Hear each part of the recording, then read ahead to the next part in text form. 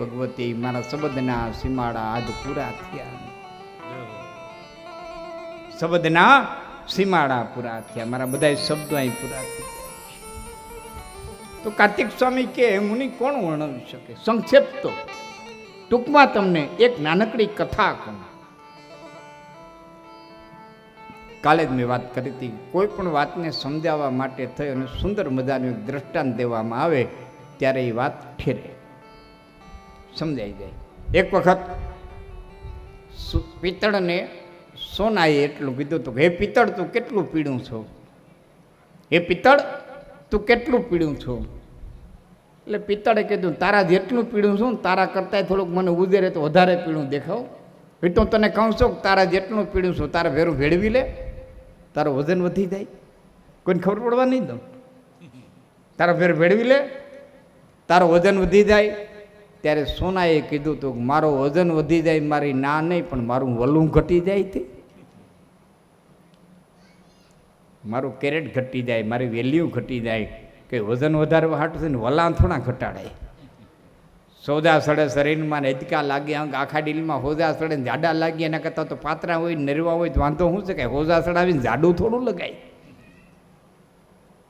એમ અસ્મિતાને ખોઈ, પરંપરાને ખોઈ, પોતાની રીત ભાતને ખોઈ અને કદાચને વજનવાળા ન થાય તો ભલે થોડાક પાતરા રહી પણ વાંધો નહીં, વાંધો નહીં. પોતાનું તો છે મેલો ના મેલથી અમને રે વાલી અમારી ઝૂંપડી,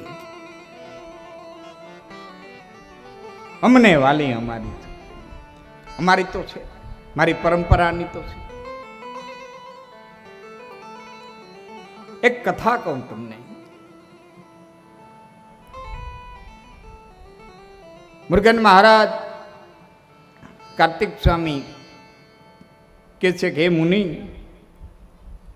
ભગવાન સૂર્યનારાયણના પુત્ર એની પરંપરામાં વિવસ્વાન અને વિવસ્વાનના પુત્ર શ્રાદ્ધદેવ નામના મનુ થયા. કાલે મન્વંતરની મેં આપને વાત કરી હતી, ખાલી શબ્દોથી આજે એટલું કહી દઉં કે 14 મન્વંતર જ્યારે પૂરા થાય ત્યારે બ્રહ્માનો એક દિવસ થાય. યુવાન મિત્રો, વડીલો બધાને છે કે આ શું હશે. પણ હમણાં બેન આવી આપણે સુનિતા વિલિયમ્સ મામા, અવકાશમાંથી સુનિતા વિલિયમ્સ આવ્યા. આપણે બીજું એક યાન છોડ્યું, એ ગયું ત્યાં, જેણે ટીવી એ વખતે જોયું છે, લાઈવ જેણે જોયું છે ને મારી વાત સમજાય. આપણું યાન જેવું ચંદ્ર ઉપર ઉતર્યું, ધોળાના ગોટે ધોળાના નહીં પણ ધૂળના ગોટે ગોટા ઉપડ્યા અને ટીવીએ સમાચાર બંધ કર્યા. બંધ કરે અને પછી ટીવી બોલ્યું તો કે હવે 14 દિવસ પછી આના રિપોર્ટ તમને આપવામાં આવશે. શું કરવા? ત્યાં સૂર્યાસ્ત થઈ ગયો હતો.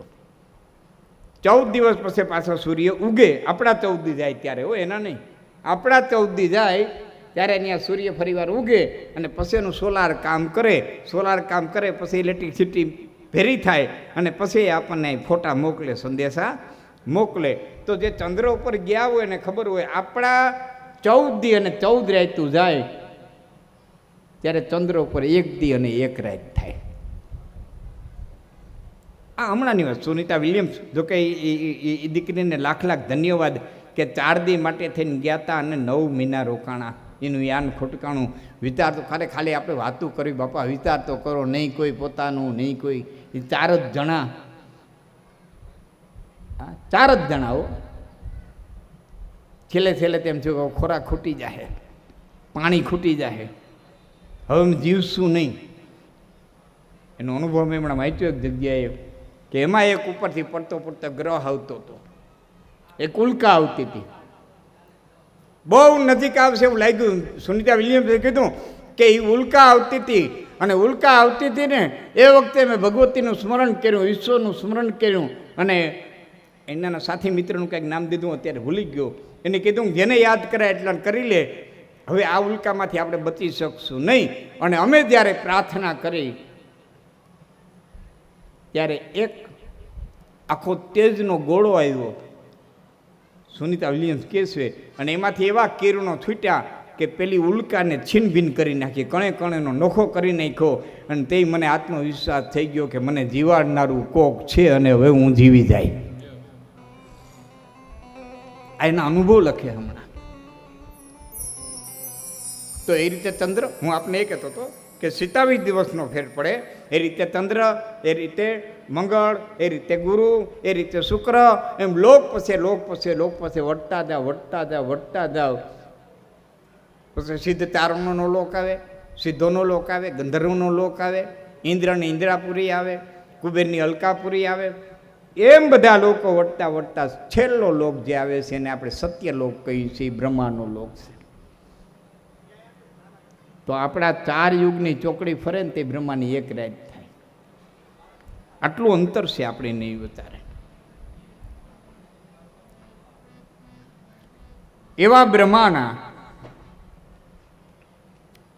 એક દિવસની અંદર, વર્ષની ગણતરી મને મળી છે, હું આપને કહું છું, 306 કરોડ અને 72 લાખ વર્ષો જ્યારે થાય ને ત્યારે બ્રહ્માનો એક દિવસ થાય. 7 મન્વંતર હાલે છે અત્યારે, 7 હજી આવશે. અત્યારે જે મન્વંતર હાલે છે એમનું નામ વૈવસ્વત મનુ છે, સૂર્યનારાયણના પુત્ર છે, વૈવસ્વત મનુ છે. અને હવે ના મન્વંતર જે આવશે 8મા, એ ભગવાન સૂર્યદેવ અને છાયાદેવીના જે પુત્ર, એ હવે પછીના મનુ થાય. હવે પછીના મન્વંતર થાય એ ભગવાન સૂર્યનારાયણ અને છાયાદેવીના પુત્ર, અને એનું નામ હશે સાવર્ણી મનુ. આવા મન્વંતરોની ગણતરી છે. હવે આમાં બહુ આપણી ગણતરીમાં આપણે ઊંડું એમાં નથી જવું, પણ શ્રાદ્ધદેવ નામના મનુ છે. એ શ્રાદ્ધદેવ નામના મનુને પુત્રની પ્રાપ્તિ કરવી હતી, એટલે બ્રાહ્મણો દ્વારા એણે યજ્ઞ કર્યો. યજ્ઞની અંદર પોતે બેઠા છે, પોતાના પત્ની શ્રદ્ધાદેવી પણ બેઠા છે. અને શ્રદ્ધાદેવી છે એના મનની અંદર દીકરીની કામના છે, જે કંઈ કારણ હોય તે. યજ્ઞનું કાર્ય એવું છે કે યજ્ઞ એના નીતિ નિયમ અનુસાર થાય ને એટલે 100% ફળ આપે. પણ એને એ કર્મકાંડનો માર્ગ છે આખો, પણ એનો પૂર્ણપૂર્ણ નીતિ અનુસાર થવું જોઈએ, નિયમ અનુસાર થવું જોઈએ. સમય જાતા પુત્રાદિ યજ્ઞના પરિણામે શ્રાદ્ધદેવ મનુને ત્યાં દીકરીનો જન્મ થયો છે. શ્રાદ્ધદેવ મુનિએ વિચાર કર્યો કે મેં પુત્રાદિ યજ્ઞ કર્યો તો દીકરી કેમ જન્મી?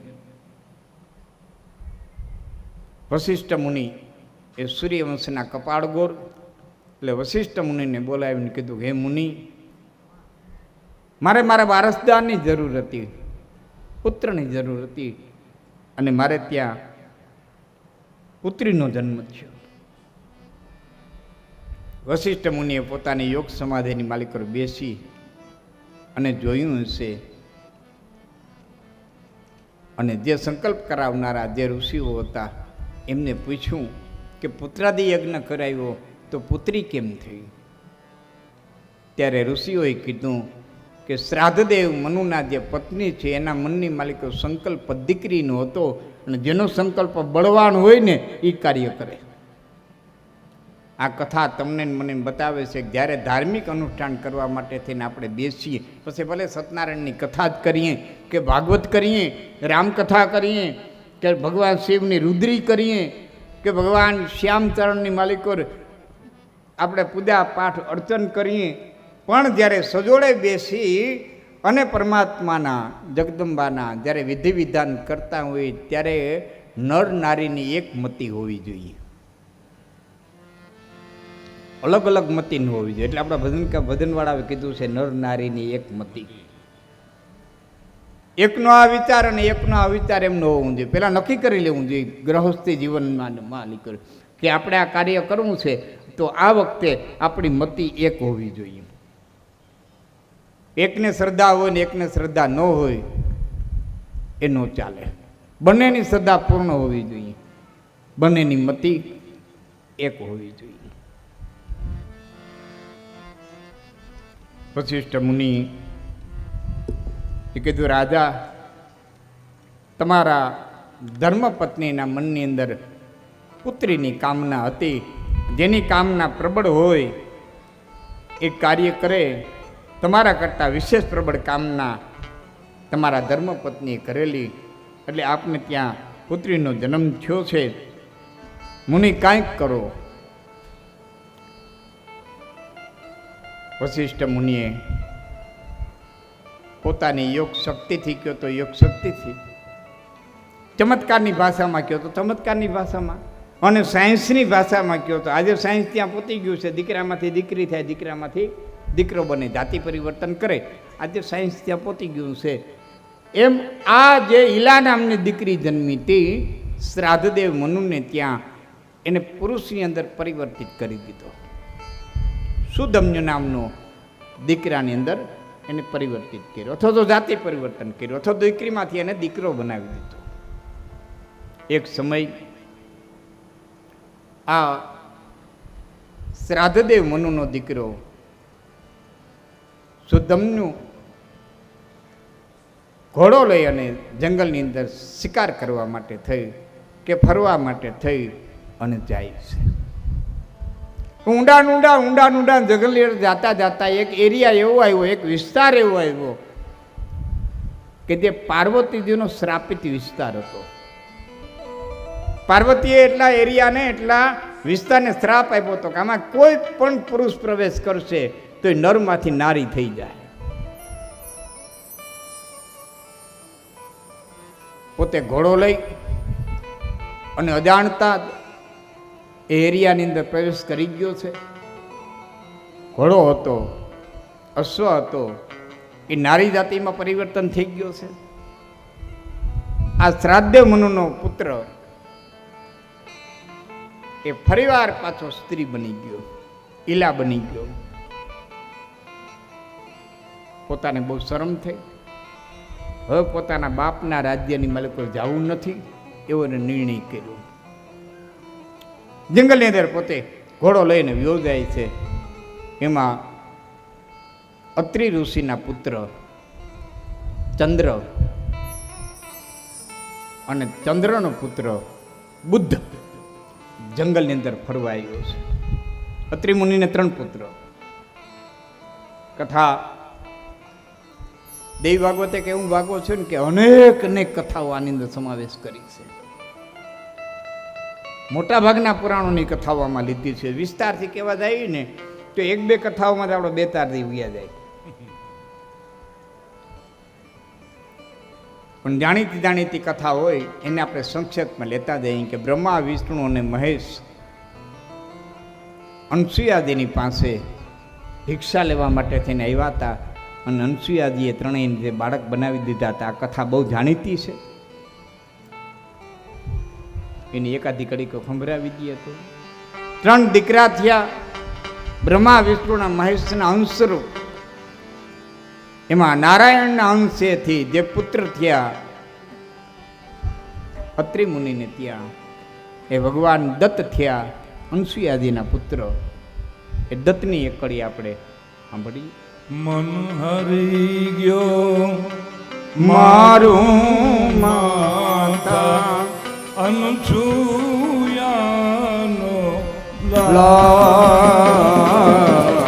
દિલ હરી ગયો મારું માતા અનસુયાનો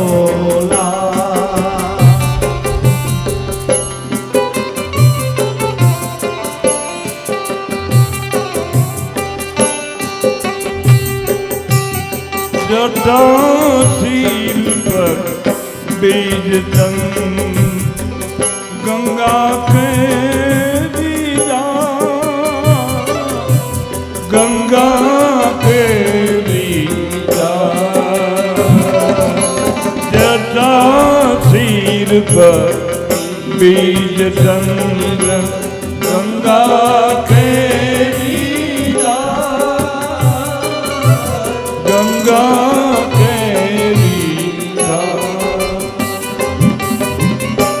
નાક નમણું પ્રેમનો સાગર, નાક નમણું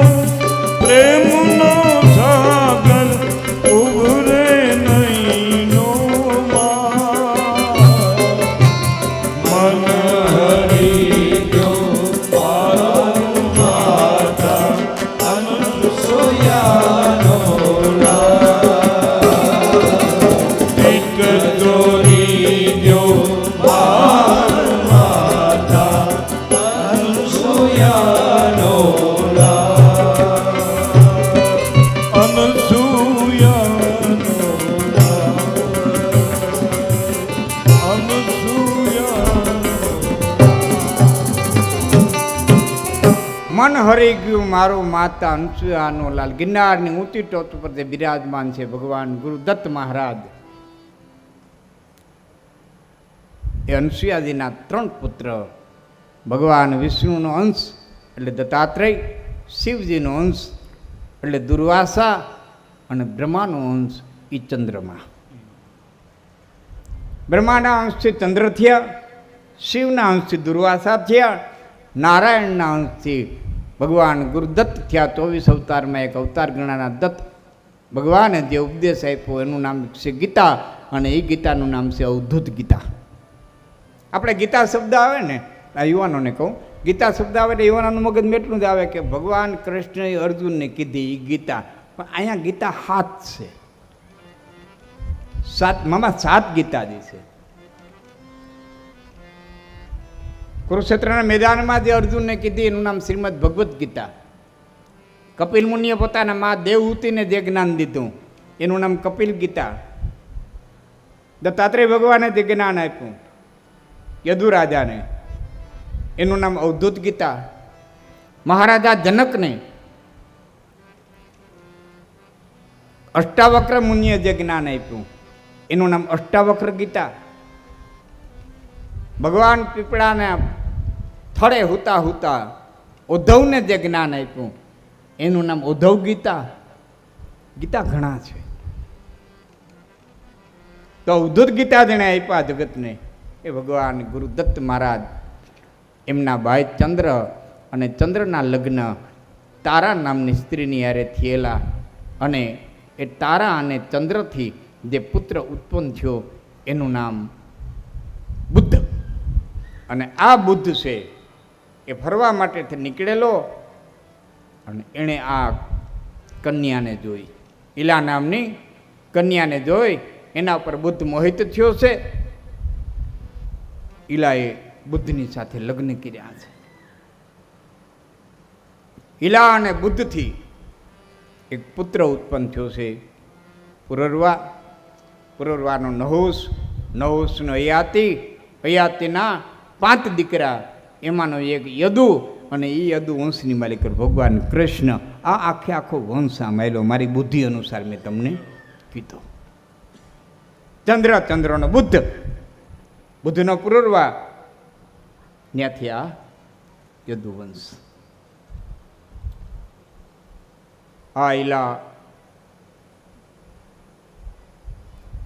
ને ગોતવા માટે થઈ શ્રાદ્ધદેવ મુનુ બધા ગયેલા હશે. ફરીવાર પાછો દીકરીના રૂપમાં જોયો. શ્રાદ્ધદેવ મનુએ વશિષ્ઠ મુનિને ફરીવાર વિનંતી કરી, મારી માથે કંઈક અનુગ્રહ કરો ગુરુ મહારાજ, પાર્વતીના શ્રાપમાંથી મુક્ત કરો અને મારા દીકરાને ફરીવાર દીકરો બનાવી દો. ત્યારે વશિષ્ઠ મુનિએ મા ભગવતીને પ્રસન્ન કરવા માટે થઈ અને ઈલાને ફરીવાર પુરુષ તત્વ પ્રાપ્ત થાય એ માટે થઈ અને આજ વશિષ્ઠ મુનિ પ્રાર્થના કરવા માટે થઈને બેઠા છે. પ્રાર્થનાની અંદર એક તાકાત છે. પ્રાર્થના આત્માનો ખોરાક છે. પ્રાર્થના આત્માનો આધાર છે. પ્રાર્થના આત્માનો આહાર છે. આહાર પણ છે અને આધાર પણ છે. કદાચ ને પ્રશ્ન થાય કે હું પ્રાર્થના કરું એ શ્યામ ભગવાન સાંભળે છે કે નહીં, મોમાન સાંભળે છે કે નહીં, કુળદેવી સાંભળે છે કે નહીં, બલાડ સાંભળે છે કે નહીં. હા, કાલે પથયાત્રા કરી બલાડ માતાજીથી કરી. હા, અમારી બાપલ દેથાની દીકરી. હા, 4 દીકરીઓ બાપલ દેથાને. બુટ, બલાડ, બેચરા અને બાલવી.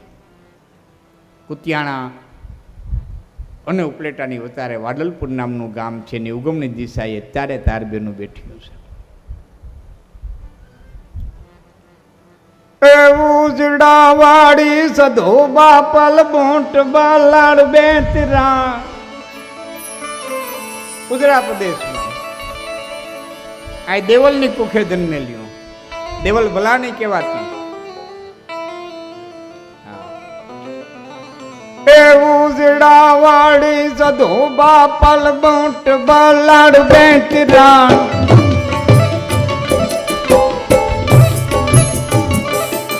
ચોરાડ કુળમાં દેવ ચાપલ કાન હાવજ કર ધરા.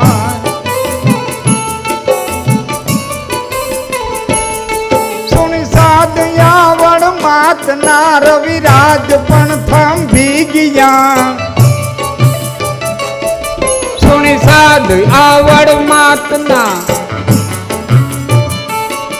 સુણી સાધુ આવડ માતના રવિરાજ પણ થંભી ગયા. અણમોલમાં યમતણા મારી દિવસ ક્યાં જાતા રહ્યા, મારી દિવસ ક્યાં જાતા રહ્યા. અણમોલ હા યમતણા મારી દિવસ ક્યાં જાતા રહ્યા.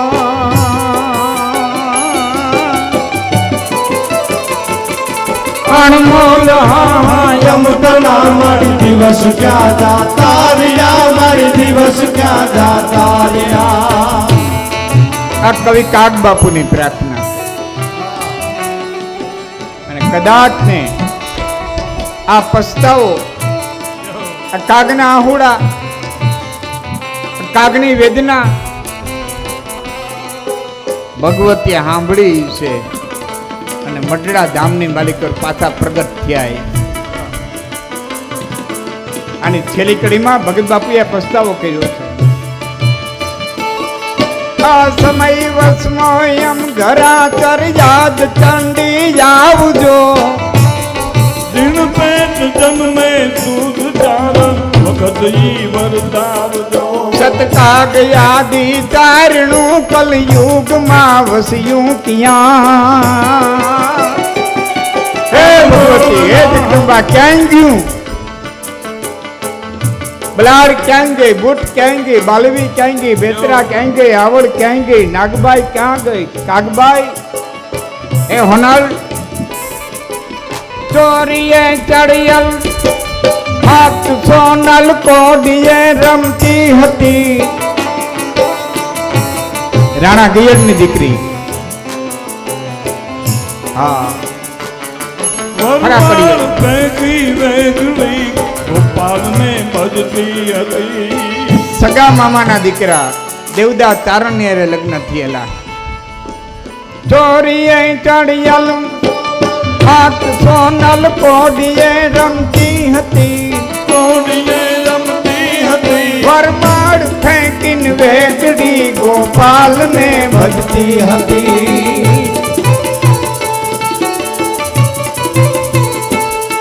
જગદાડ ત્રોડીને જોગણી બ્રહ્મચારણી વ્રત પાડ્યા. અણમોલ યમતણા મારી દિવસ ક્યાં જાતા રહ્યા, મારી દિવસ ક્યાં જાતા રહ્યા.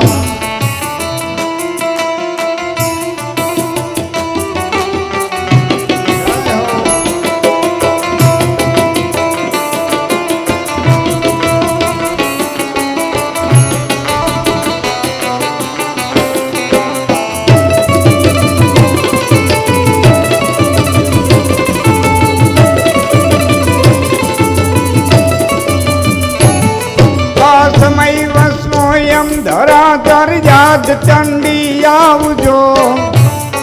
દિન પેટ જન્મે દૂધ ચારણ ભગત ઈ વર્તાવજો.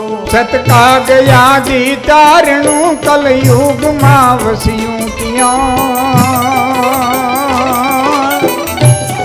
અણમોલ યમતણા મારી દિવસ ક્યાં જાતા રહ્યા, મારી દિવસ ક્યાં જાતા રહ્યા, મારી દિવસ ક્યાં જાતા રહ્યા. આ કવિ કાગ બાપુનો પશ્ચાતાપ. હે માં અમારો સમય હતો, આજે મારા દિવસો ક્યાં વ્યા ગયા. તારણું કલયુગમાં વસ્યું ક્યાં. અને કદાચ ને આ પોકાર સાંભળી અને પછી મઢડા અમીર બાપુ મોડને ત્યાં એ ગીરની દીકરી આ હુનબાઈ ફરીવાર પધાર્યા. હા એણે કીધું તું હોતે કે કોઈ પણ રાશિમાં મારો જન્મ થાય મારું નામ ન બદલાવતા, નામ હોનલ ને હોનલ રાખજો. નકર માતાજીનો જન્મ મઢડાવાળા હુનબાઈમાંનો જન્મ તો મકર રાશિમાં થયો છે. ખ અને જો કે ખોડિયાર નામ પડે કે જાનબાઈ નામ પડે, પણ આ હોનલ ને હોનલ નામ રાખ્યું છે હરાકડિયા હુનબાઈના કહેવાથી. એ જ અવતાર પાછો.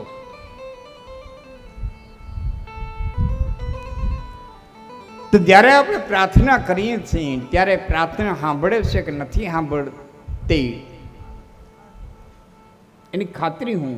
એટલે વિદ્વાનો એમ કીધું છે કે પ્રાર્થના કરતાં કરતાં તમારું હૈયું ભરાઈ જાય અને આંખની માલિકોથી બોર જેવડા પાણી પડી જાય તેથી માનજો તમારી પ્રાર્થના અખિલ બ્રહ્માંડની વિશ્વેશ્વરીએ સાંભળી છે. આ પાણી છે ને એ પ્રાર્થનાનો પુરાવો છે. આટલા હૃદયના ભાવથી જ્યારે પ્રાર્થના થાય, બે ઓઠને જીભથી નહીં, આહોડા વ્યા જાય એવી જ્યારે પ્રાર્થના થાય ત્યારે આવે.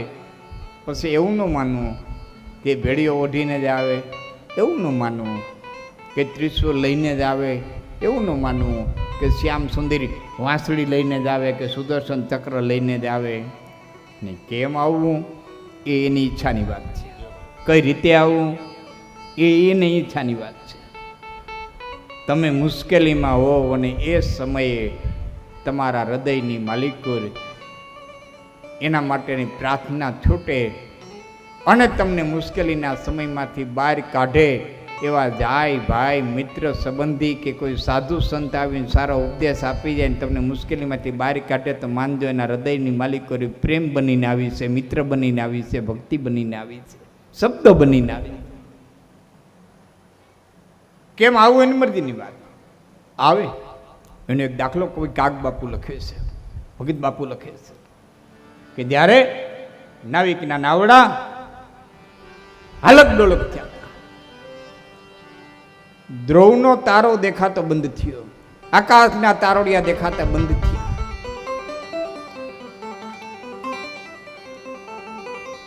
અને ખારવાને એમ થયું કે હવે આ વાવાઝોડામાંથી બચાશે નહીં. ક્યાંય દિશા સૂઝતી નથી, દિશા ધૂંધળી થઈ ગઈ. માથે મેહુલિયો, આડા આવડો વાવડો અને તારોડિયા ઉપર હાલતા હોય, તારોડિયા દેખાતા બંધ થયા. અને ભગત બાપુ લખે કે માયામાં એવો ગળી રાત અંધારી, પછી કાય કાજળ ઘોડ્યા રે. ઉપમા તો જો મામા હાથમાં કટોરો લઈને કાડકા નીકળી, એકો એક તારોલિયાને આંખની માલિકો આંધણ આંધતી જાય અને આમ આંધણ આંધે ને આંખ વાલે આંખ વિચાઈ જાય. ભગત બાપુનો કહેવાનો અર્થ એ છે કે તારોલિયા દેખાતા બંધ થયા. આ ઉપમા આપી, રૂપક આપ્યું કે માયણે 9 લાખ ખડી આંધી અને તારો લીએ લોચન બીડારે અન મારી એમાં હવે નાવિકની નજરું ન પૂગે, સોનલ મારી વારે ચડ